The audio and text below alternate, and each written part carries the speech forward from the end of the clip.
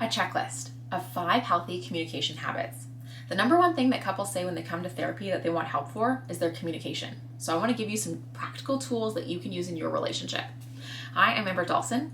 I'm a psychologist in couples therapy, and my goal is to help couples with their communication using simple frameworks so they can feel seen and heard. So we're going to go over 5 tips to help you become better communicators who feel seen and heard and nurture your love with your words. Here is our first tip. I want you to seek to understand your partner before trying to make them understand you. We actually are better persuaders, better influencers when the person we're trying to influence and get to hear us feels got first. I know that can feel very hard or unfair, but if your communication is feeling very stuck, try to understand. The second tip I have for you is to complain without blame.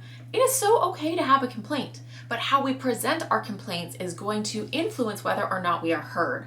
So if I blame you, if I call you lazy, you're so lazy, you've left your shoes at the door, and I use a little tone and a little body language that indicates like I'm displeased, my partner is more likely to back off. So a normal reaction to being blamed or accused is to defend, to back away. So we can complain without blame. Like, hey babe, I'm frustrated, you've left your shoes at the door. Would you mind going to get them? That is going to help you get your message across without your partner being defensive or shutting down. The third thing you can do if you're on the receiving end of that complaint is take responsibility for some part of your partner's complaint. So if you tend to be defensive and you're like, what? No, I don't leave my shoes by the door, or you leave your shoes by the door. Even if you're like, oh, I was tired, I was running late, and I don't usually do it.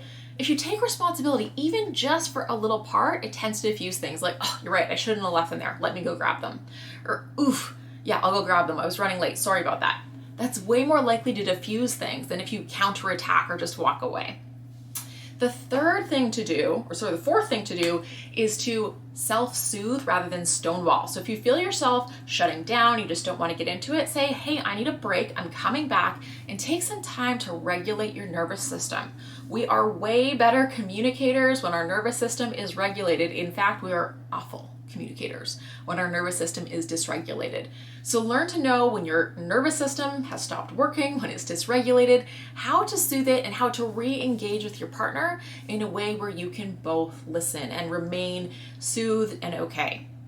The fifth thing to remember in conflict to be better communicators is remember why you got together in the first place. Remember and think about what is in it for you to be a good communicator. And when we can communicate from a place that matters, where we have a joint purpose, we're going to do a little bit better. So words matter. The words you say matters.